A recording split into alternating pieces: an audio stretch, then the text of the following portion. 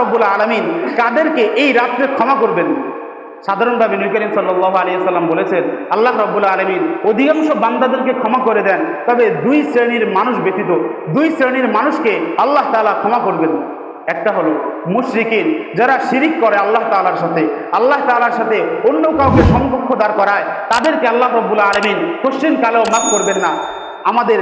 আমাদের আমলের মধ্যে অনেক সময় শিরকে খফি ঢুকে যায়। যেমন আমি নামাজ পড়তেছি, আমি যদি মানুষ দেখানোর জন্য নামাজ পড়ি, তাহলে এই নামাজটা হবে আমার জন্য শিরিক, আমার এই নামাজটা আল্লাহ রাব্বুল আলামিন কবুল করবেন না। এই যে শিরিক করলাম, অন্যকে দেখানোর জন্য আমি নামাজ করলাম, কেন যেন ওই ব্যক্তির সাথে আমি আল্লাহকে শরীক করে ফেলি, হয়তো আমি জানিও না। এভাবে অনেকের ঈমান হারা হয়ে যেতেছে, তার খবরই নাই, সে জানেও না। আমি টাকা পয়সা দান করতেছি লোক দেখানোর জন্য, এটা হচ্ছে রিয়া। আমি রিয়া করলাম তো আল্লাহর সাথে শিরিক করে ফেললাম।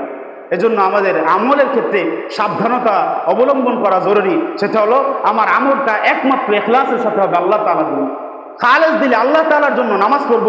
যে আমলটাই করি না কেন সেটা একমাত্র আল্লাহ তাআলার জন্য।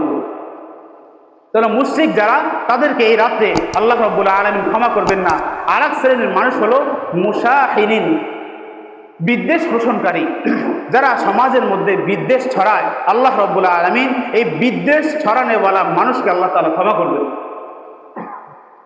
আল্লাহ রাব্বুল আলামিন আমাদেরকে এই রাত্রে ভরপুর কামিয়াবি দান করুক। আল্লাহ রাব্বুল আলামিনের ক্ষমা হাসিল করার তৌফিক দান করুক। আল্লাহ রাব্বুল আলামিনের বরকত হাসিল করার তৌফিক দান করুক। সকলে বলে আমিন।